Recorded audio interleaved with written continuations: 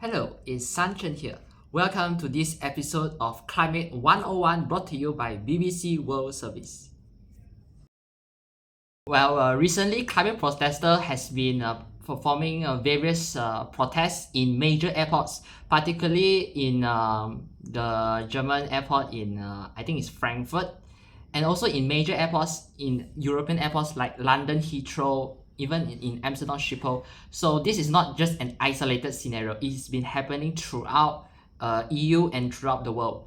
So with this climate crisis going on, I think it is wise to ask the question on how do we travel sustainably. Let's get down to this topic. Let us welcome our first guest, Mr. Woodenberg, a doctorate in environmental science from the University of Tennessee.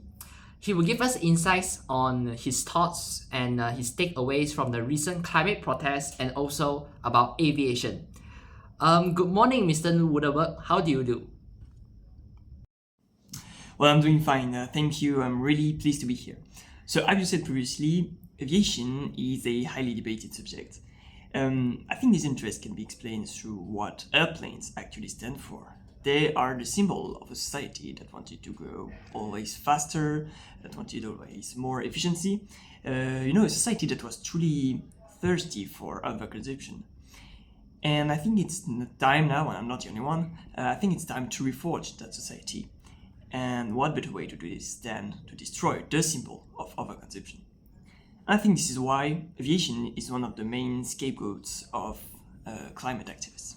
But of course, there are also some true and scientific reasons behind that. Airplanes emit a wide range of greenhouse gases, and they are also unique in that they emit gases directly into the upper atmosphere. And some studies show that this could be even worse than when they are emitted on the ground.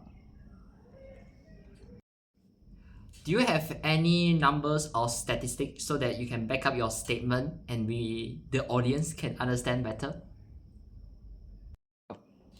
Yes, of course, what better ways than statistics to prove a point? So, aviation accounts for a total of 2.4% of global CO2 emissions.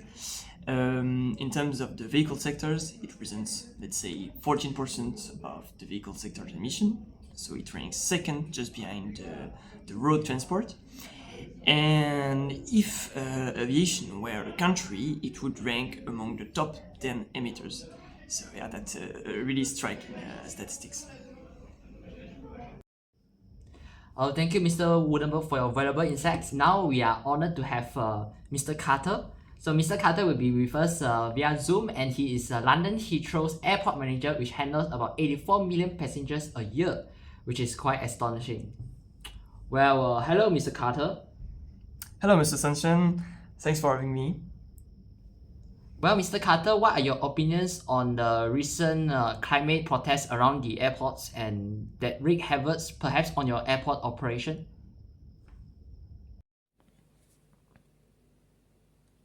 To all those climate protesters out here, I beg you to stop. Some may claim that their rationale may be good for the environment. Nevertheless, it disturbs a lot the airport operations and the people working there. Furthermore, I don't think it's the most efficient way to fight for the environment. I mean, maybe they will delay a flight or two. In a worst case scenario, they could even block the whole airport, let's say for a day. But what's next? I mean, the airport operation will resume as usual, maybe in an overdrive mode to catch up the backlog of flights. Some companies could use some cheaper, more polluting fuels for their airplanes. And additionally to that, I think it makes passengers really angry, really stressed, which is quite counterproductive to get support for their cause. Exactly. I believe there will be many angry travelers out there when their holiday plans are thrown into haywire. So maybe in your personal opinion, Mr. Carter, could you tell us about what are the ways to actually combat the climate crisis from an aviation point of view? Yeah, honestly, I believe aviation is here to stay. Despite its really high CO2 emissions, some large companies like Airbus and Boeing are currently working on sustainable alternatives. I've heard that recently they are working on solar-powered airplanes, but also electrical-powered engines. So those are all solutions that take a lot of time to develop, and they are currently not viable, but at least it's a work in progress. That's a good point, but honestly, whether aviation is here to stay is still debatable. Well, I'd like to ask my audience a question. If given this scenario that the plane and the train prices are equivalent, and maybe the time everything is about equivalent to, would you prefer to take a plane or would you prefer to take a train to go to your preferred destination? Those by train say A and those by plane say nay.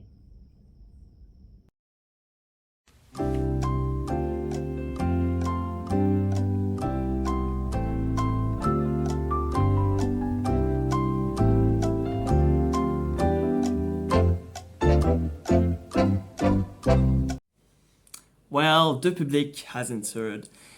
Now let's suppose aviation continues to advance. What will be its future? Excellent question. And now we have Mr. Pontiac with us. Mr. Pontiac is a renowned engineer from aeronautical science, and he is expert in sustainable aviation field. Could you give us a crash course about it? Yes, of course. Sustainable aviation fuels are fuels made from non-petroleum resources, and they reduce a lot the emissions from airplanes.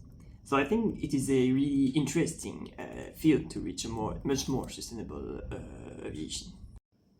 What is the government's role of sustainable aviation in the UK, for example?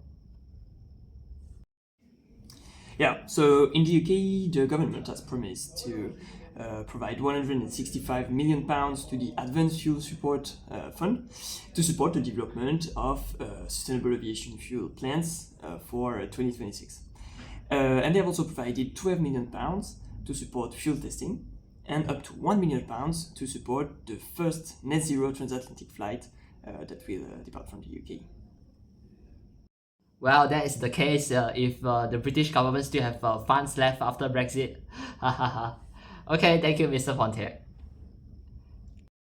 This is Saan Cern signing off from the BBC World Service. Join us tomorrow for more latest and recent updates on the climate crisis. Thank you for listening and have a great day.